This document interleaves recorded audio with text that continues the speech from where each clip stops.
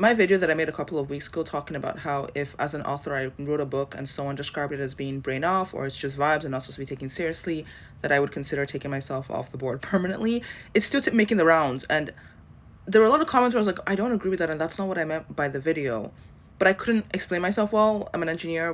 We struggle with explaining ourselves well, and I couldn't put it into words. So I was like, I'm just not gonna say anything because I think people miss the point of like what I meant, which is that I can never enjoy a book. I don't care if it's a romance book, a historical fiction book, a fantasy book, a sci-fi book, and enjoy it and call it brain off, because I will always be able to like engage in it because it's a book that I thoroughly enjoyed. I just finished reading Scandal in Spring by Lisa Kleypas, and that was such an incredible book. I took 4 days off of it, like halfway through, because I just didn't want it to end. I thought about it while I was working out, while I was working at my actual job. I thought about it while I was talking to people. Like that book was always on my mind. And some people might describe it as a brain off book, but for me, that was definitely not a brain off book. Someone recently made a comment on said video where they used the term unchallenged, and I was like, that's it. It was like a light bulb moment. I was like, that's the word I'm looking for. I think people took my video to equate unchallenged and brain off.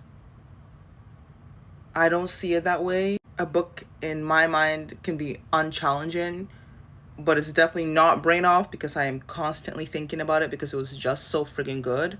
But I think for everyone, that term brain off maybe just means something different.